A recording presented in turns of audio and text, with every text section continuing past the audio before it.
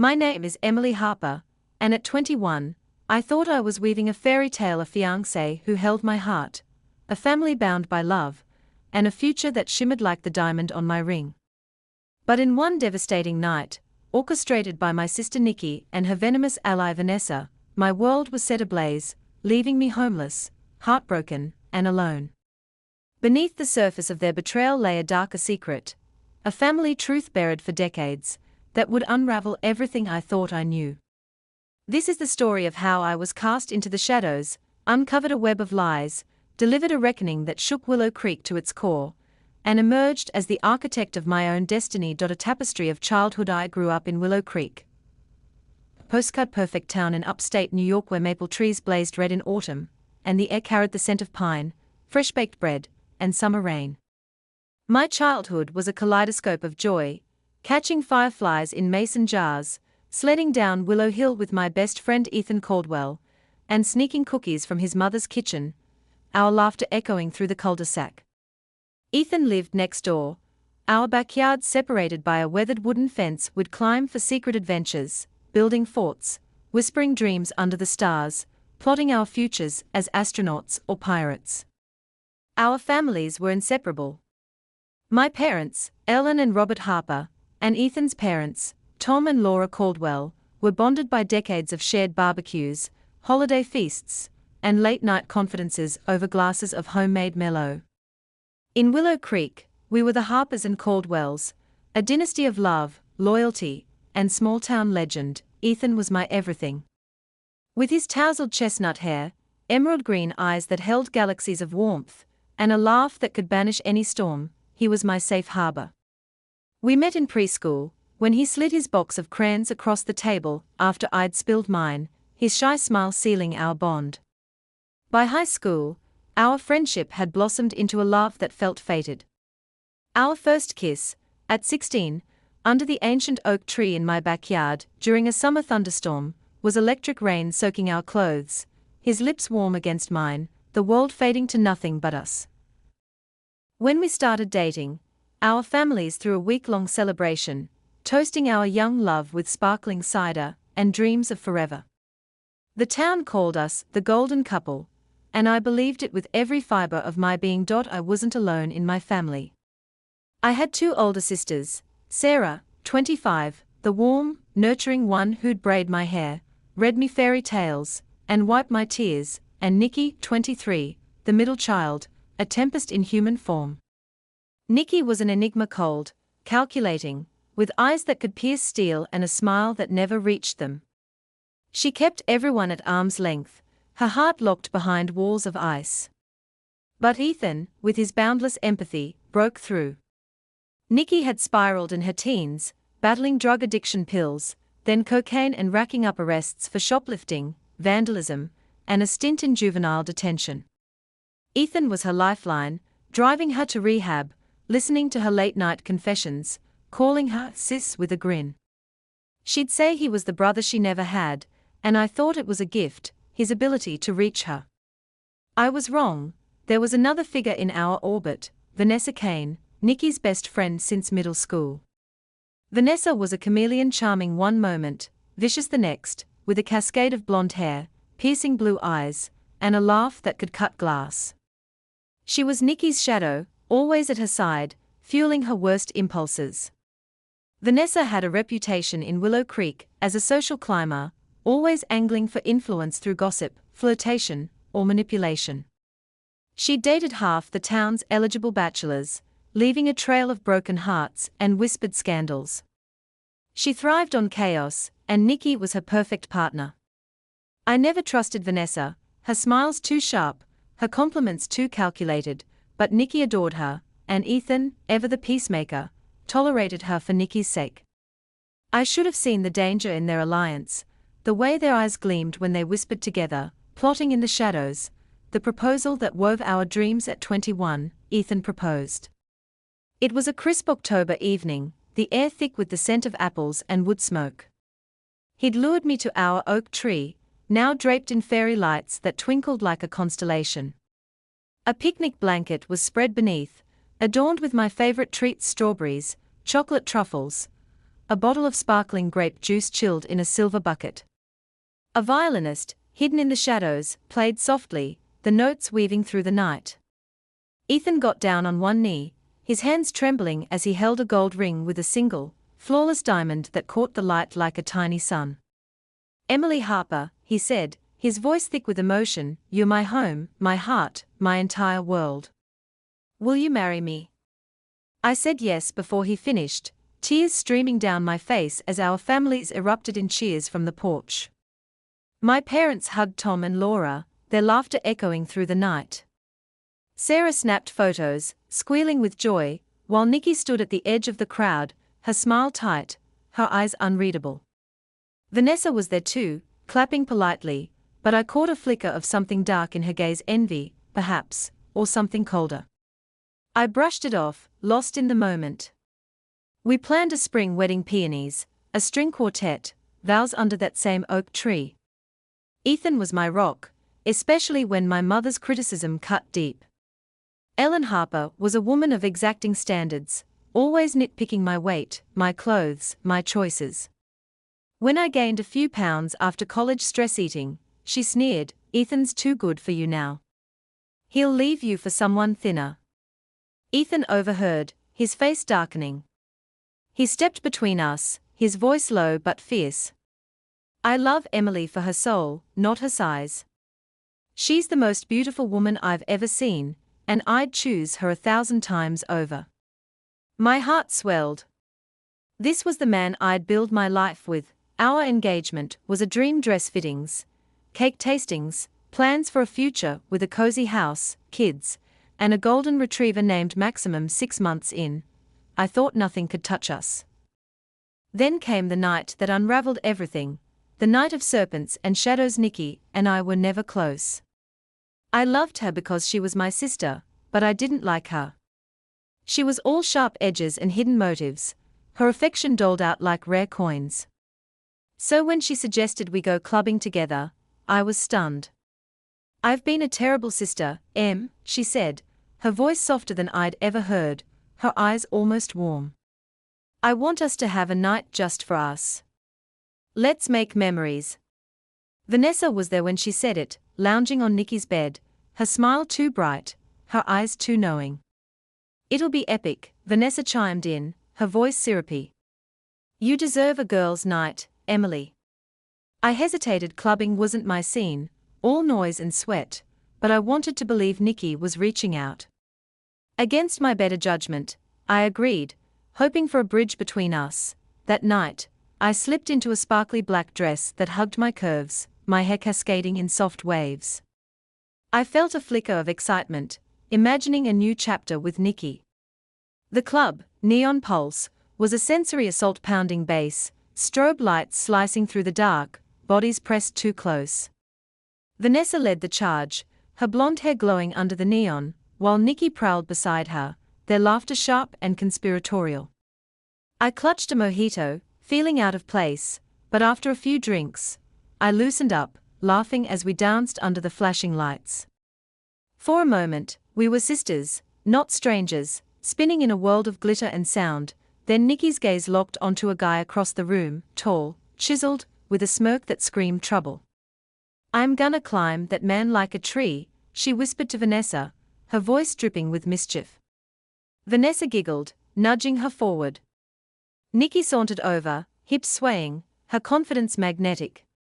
But she returned minutes later, her face a storm cloud, her lips pressed into a thin line. Vanessa whispered something to her, and Nicky's eyes flicked to me, dark and unreadable. "What's wrong?" I asked, sensing the night shifting. Nicky shrugged, her voice clipped. "Nothing." I pressed, not wanting her mood to ruin our rare connection. Finally, she snapped, "He didn't want my number. He wanted yours." Her words were laced with venom, and I saw something dark flicker in her eyes: jealousy, raw and ugly, like a wound that had festered for years. Vanessa's laugh was sharp, her hand on Nicky's arm. "Forget him, Nick. He's not worth it." I tried to smooth it over, telling Nicky he was a loser, that she was stunning and could have anyone. But her mood didn't budge. She said she needed the restroom and would leave after. Vanessa offered to get me another drink, her smile too sweet. You look like you need it, she said, pressing a bright pink cocktail into my hand. I sipped it, the taste oddly bitter, but I was too tipsy to care. The room started to spin, my vision blurring, my limbs heavy. I waited an hour, but Nicky and Vanessa were gone. I figured they'd ditched me, so I decided to call ACAB. As I stumbled toward the exit, I bumped into Jake Russo, a guy Nicky and Vanessa had both dated in their wilder days. He was all charm, with a crooked smile and eyes that lingered too long. Need help to your car? He asked, his voice smooth as silk. I explained I was taking a cab, and he offered to share one since he was leaving too. My head was foggy, my thoughts sluggish, so I nodded. As we climbed into the cab, I fumbled for my phone, but my hands felt like lead. The city lights blurred outside the window, and then nothing. Darkness. I woke up on a lumpy sofa, my head pounding like a war drum. The room was unfamiliar, cluttered with empty beer cans, cigarette butts, and a faint smell of mildew. My phone lay dead on a glass coffee table, its screen cracked. Jake appeared from a shadowy hallway, offering water and aspirin, his smile too easy, almost smug. You passed out in the cab, he said, his tone casual, almost rehearsed. I didn't know your parents' address, so I brought you here. My stomach churned, not just from the hangover, but from a sinking feeling that something was terribly wrong. I mumbled that I needed to get home. Ethan would be worried. When I walked into my parents' house, the air was thick with tension, like the calm before a hurricane. My mom, dad, Nicky, Sarah, Ethan, his parents, and, unexpectedly, Vanessa stood in the living room, their faces a mix of fury and heartbreak. Ethan's eyes, usually so warm, were cold with betrayal, glistening with unshed tears. Before I could speak, his voice cut through me like a blade. How could you do this to me, Emily? His words trembled with pain, his fists clenched at his sides. Do what? I stammered, my head still spinning. My phone died. Don't lie, he roared, his voice breaking. How could you cheat on me? The word hit me like a punch. Cheat? I tried to explain, Nicky's sudden invitation, Vanessa's presence, the drinks, passing out, Jake's sofa, but my words were drowned out by their accusations. Nicky stepped forward, her face a mask of righteous anger, her eyes gleaming with triumph. You're a liar, Emily, she spat. I saw you flirting with guys all night, throwing yourself at them. And when I went to the bathroom, I saw you leave with Jake, practically draped over him. Vanessa chimed in, her voice dripping with faux sympathy. It was so sad, Em. I tried to stop you, but you were all over him. And then we found your diary. Her eyes flicked to Nicky, a shared glance that chilled me. Diary. I whispered, my heart sinking. I don't keep a diary. Nicky held up a leather-bound notebook, its pages filled with handwriting that mimicked mine. You wrote about cheating on Ethan, about how you never loved him. We all read it. My parents nodded, their faces grim. Sarah looked away, tears in her eyes. Ethan's jaw tightened, his gaze fixed on the floor. That's not mine. I cried, but Nicky held up her phone, showing a grainy photo of me stumbling out of the club, Jake's hand on my lower back, his fingers splayed possessively. It looked damning, my body leaning into him, my face flushed from the drinks. I hadn't even noticed his hand. I was too drunk, too disoriented. I begged them to call Jake, certain he'd clear things up. Nicky dialed, her lips curling into a smirk, Vanessa watching with a predator's gaze. When Jake answered, his voice was smug, dripping with lies. Yeah, Emily begged me to take her back to my place. We hooked up, multiple times. The room spun. I screamed that he was lying, that Nicky and Vanessa had set me up. I saw it now, the bitter drink from Vanessa, their sudden disappearance, the perfectly timed photo, the forged diary. They'd planned this, but why? Ethan wouldn't look at me, his jaw tight, his hands shaking. His mom and mine were sobbing, their hands clasped together. My mother's face twisted with disgust.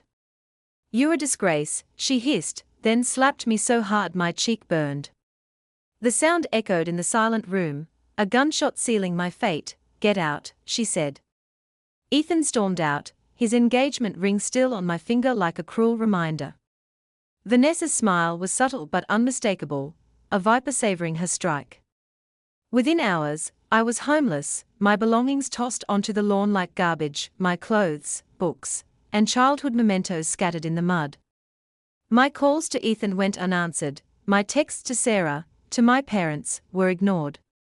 Nicky and Vanessa's lies had turned my entire world against me. Descent into the abyss for weeks. I was a ghost, drifting through friends' apartments, sleeping on lumpy sofas, my life packed into a single duffel bag. I'd wake up in the middle of the night, sobbing, replaying Ethan's face, my mother's slap, Nicky's smirk, Vanessa's cold eyes.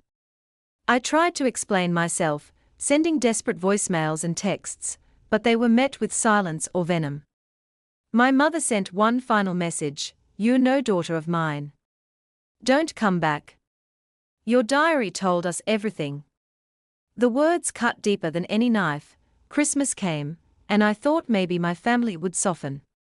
I went to my parents' house, my hands trembling as I knocked, a small gift for Sarah clutched in my hand. No answer. Then my friend Mia called, her voice hesitant. They are all in Vermont. I saw it on Facebook. I checked, and there they were, my parents, Sarah, Nicky, Vanessa, Ethan, his family, all smiling in matching red sweaters by a roaring fireplace in a luxurious ski lodge. They looked so happy, as if I'd never existed. One photo stopped me cold, Nicky laughing with Ethan, her hand on his arm, Vanessa smirking in the background, her eyes glinting with victory. It wasn't just betrayal, it was a theft of my life. I returned Ethan's ring in the mail, my tears staining the envelope, and blocked them all. I was done. Done with their judgment, their abandonment, their refusal to hear me. I left Willow Creek, taking a job at a diner in Rochester, a few hours away. The owner, Tony, a gruff but kind Italian man with a heart of gold, offered me a tiny apartment above the restaurant. It was a showbox, peeling wallpaper, a single window, a bed that creaked with every move, but it was mine.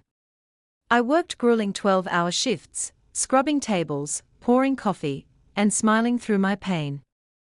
Every penny I saved was a step toward reclaiming my life. The ember of vengeance months passed, and I started to heal, but the scars ran deep. I couldn't shake the injustice, Nicky's lies, Vanessa's complicity, Jake's betrayal, my family's abandonment. One night, as I scrubbed grease from the diner's grill, a fire ignited in me. I wasn't just going to survive, I was going to make them pay. Not with violence or cruelty, but with a vengeance so precise it would expose their lies and leave them in the ashes of their own shame. I started digging. Using a friend's laptop, I scoured social media, piecing together Nicky and Vanessa's lives. Nicky was still in Willow Creek, flaunting a new relationship with Marcus Langston, a wealthy lawyer with political ambitions. Her posts were a curated fantasy: champagne flutes, designer dresses, vacations in the Hamptons. Vanessa was her right hand, now a social media influencer, her feed a glossy parade of luxury and lies. But I knew them. They were a house of cards, built on manipulation and deceit. I reached out to their old contacts, the ones they'd burned during Nicky's addiction days. One, Riley, a hacker from high school who owed me a favor, agreed to help. I asked him to dig into Jake, Vanessa, and Nicky. Riley came through with a goldmine. Jake Russo was a lowlife with a rap sheet, petty theft, fraud, and a history of preying on vulnerable women. More importantly, Riley found texts between Jake, Nicky, and Vanessa from the night at the club, stored on an old phone Jake had pawned. Nicky had paid Jake $2,000 to lie about sleeping with me, while Vanessa had suggested spiking my drink with a sedative to ensure I'd pass out.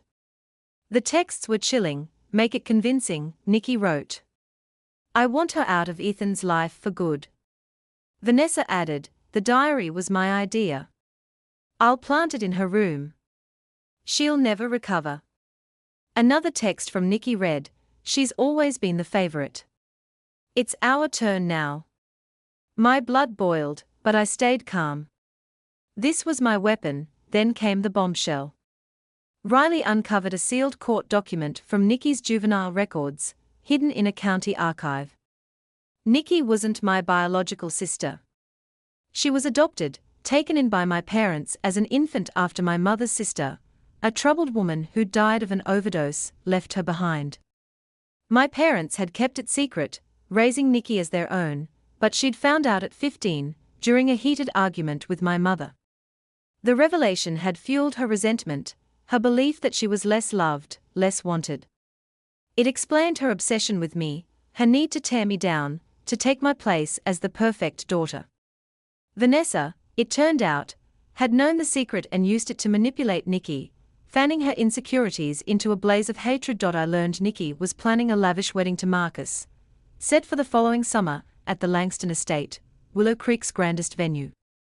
Vanessa was the maid of honor, orchestrating every detail. The guest list included my entire family, Ethan, and half the town's elite.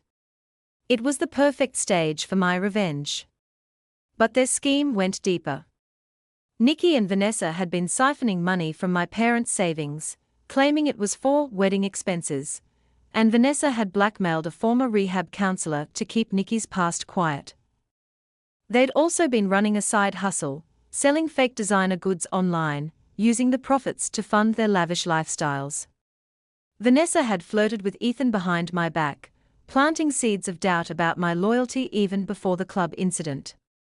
It wasn't just jealousy, it was obsession. Nicky wanted my life, my fiancé, my family's love, my place in Willow Creek, and Vanessa wanted the power that came with being her accomplice. Rising from the ashes while plotting, I didn't let my life stall. I threw myself into work, earning Tony's trust. He promoted me to assistant manager, teaching me the business, inventory, budgeting, customer service. I enrolled in night classes at Rochester Community College, studying business management, dreaming of one day owning my own restaurant. I moved out of the tiny apartment into a sleek condo in downtown Rochester, with floor-to-ceiling windows and a view of the Genesee River sparkling under the city lights. I made new friends, real ones like MIA, who'd stuck by me, and Lila, a fellow waitress with a wicked sense of humor and a knack for reading people. Slowly, I was becoming a new Emily, stronger, smarter, and unafraid, but the past lingered. Every night, I'd lie awake, replaying that confrontation in my parents' living room. Ethan's face, twisted with pain. My mother's slap. Nicky's smirk, Vanessa's cold eyes. The revelation about Nicky's adoption added a new layer of pain. Why hadn't my parents told me? Had they favored me, as Nicky believed, or was her hatred born of her own insecurities? I wasn't just fighting for justice. I was fighting for the girl I used to be, the one who believed in love and family. I expanded my plan. I contacted a private investigator, Carla, who specialized in discreet investigations. For a small fee, she dug deeper, uncovering Nicky and Vanessa's broader schemes. She found evidence of their fake designer hustle, including emails to suppliers in China, and a recorded conversation where Vanessa bragged about blackmailing the rehab counselor. Carla also discovered that Nicky had tried to seduce Ethan after I was cast out, sending him suggestive texts, which he'd ignored but never reported. The betrayal cut deeper, but it fueled my resolve. The grand reckoning. A year after I left Willow Creek, I was ready. Riley and Carla helped me compile a dossier, texts, bank records, the bartender's sworn statement, security footage from the club, audio of Nicky and Vanessa bragging about their plan, receipts from their fake designer scheme, and the sealed court document revealing Nicky's adoption. I didn't want to destroy them outright. I wanted them to unravel in front of everyone they'd manipulated, their lies exposed like a house of cards in a hurricane. I created an anonymous email account, Truthseeker WC, and sent teasers to Willow Creek's gossip mill, vague hints about secrets that will shake the town, and a wedding surprise no one will forget. I wanted Nicky and Vanessa on edge, paranoid. I reached out to Sarah, sending a cryptic message: "If you want the truth about that night, meet me at the Rochester diner." Alone. She didn't respond, but I knew she'd seen it. As the wedding approached, I got an unexpected visitor, Ethan. It was a stormy evening, rain lashing my condo windows. I opened the door to find him standing there, soaked, his green eyes haunted, his hair plastered to his forehead. My heart lurched, part of me wanted to collapse into his arms, to feel his warmth again, but the pain held me back. I tried to slam the door, but he caught it, his voice raw. "Please, Emily. I need to explain." He told me Nicky had confessed at her bachelorette party, drunk on champagne and guilt, with Vanessa trying to hush her. She'd admitted to spiking my drink, paying Jake to lie, and forging the diary with Vanessa's help. She'd revealed her adoption, her belief that our parents loved me more, her obsession with taking my place.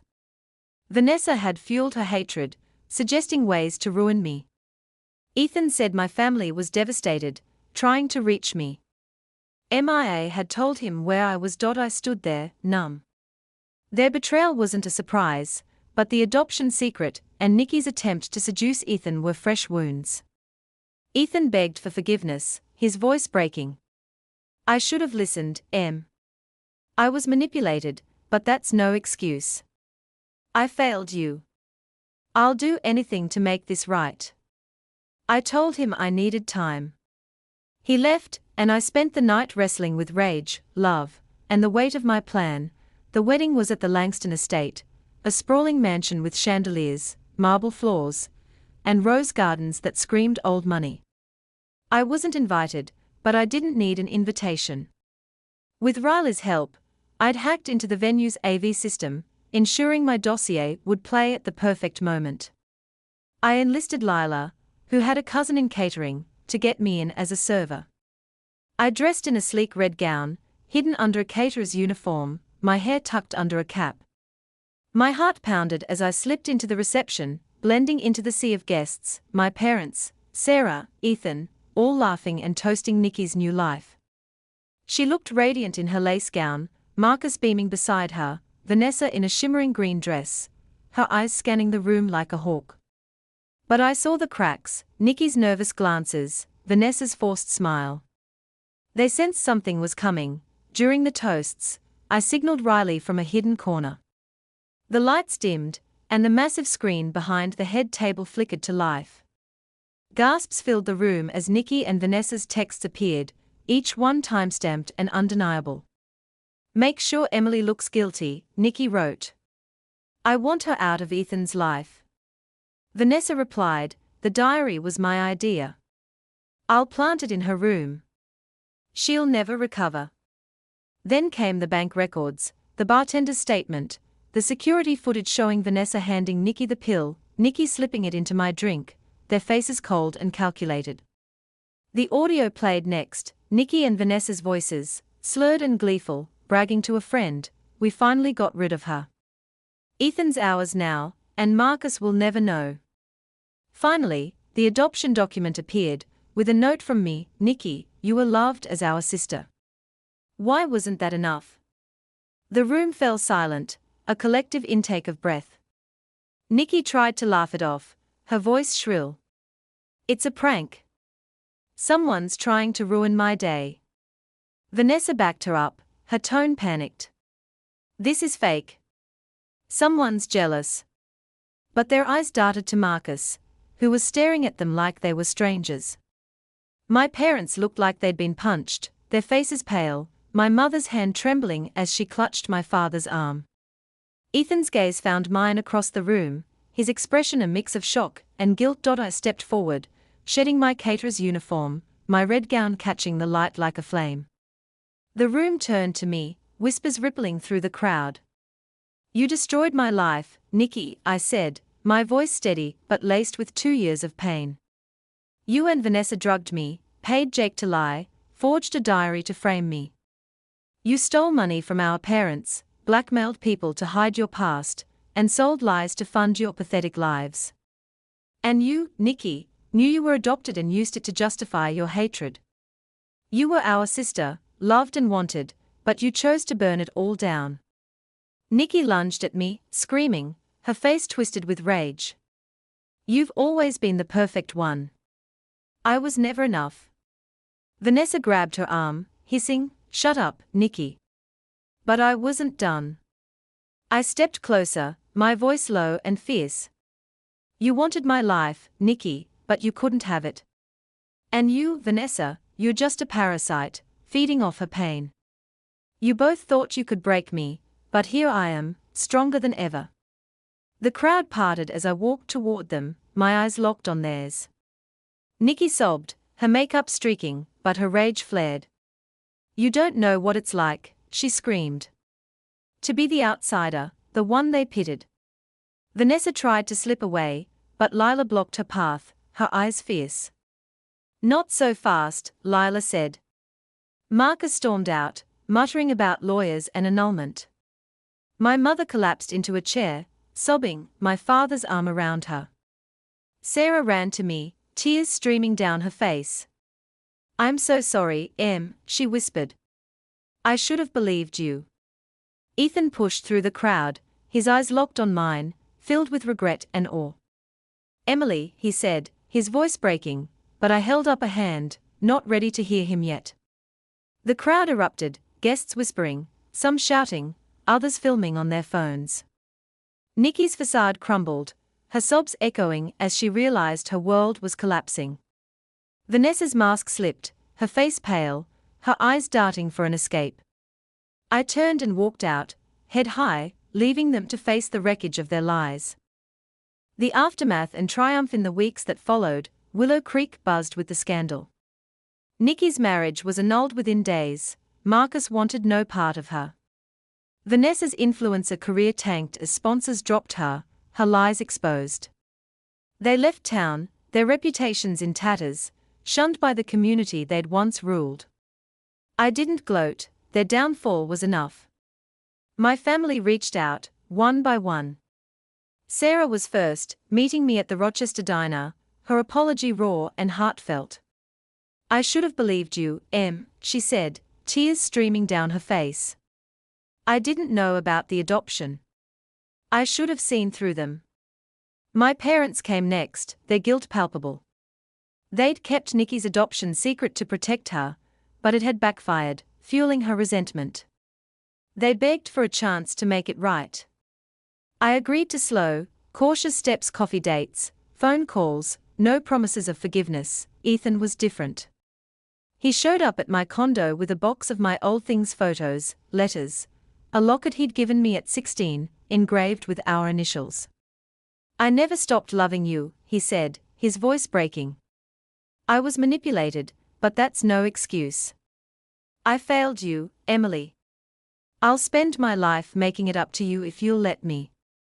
I didn't jump into his arms, but I didn't shut the door either.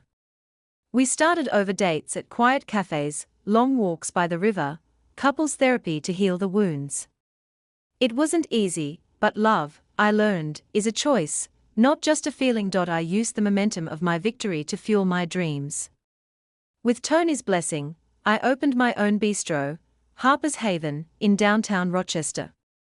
Its walls were lined with photos of my new life friends, travels, and Ethan, who proposed again 2 years later under a new oak tree in our shared backyard, this one planted to symbolize our fresh start. I said yes, and our wedding was small but perfect, surrounded by MIA, Lila, Tony, and a few trusted family members who'd earned their way back into my life. My parents and Sarah became regulars at the bistro, their pride in me a quiet apology. Nicky sent a letter, begging for forgiveness, but I didn't respond. Vanessa tried to contact me through a mutual friend, claiming she was sorry, but I blocked her. Some wounds don't heal, and I owed them nothing. I'd forgiven my family and Ethan, not for their sake, but for mine, to free myself from the weight of anger. Today, I'm 26, and Harper's Haven is thriving, with a second location in Buffalo and a third planned in Syracuse. Ethan and I are building a life together, grounded in trust and hard-won love. We are expecting our first child, a daughter named Hope, a symbol of the future we've fought for. The secret of Nicky's adoption no longer haunts me, it's a reminder that love is chosen, not owed. I'm not the naive girl I was at 21. I'm Emily Harper, survivor, avenger, and architect of my own destiny. My reckoning burned away the lies, and from the ashes, I wove a life brighter than I ever dreamed.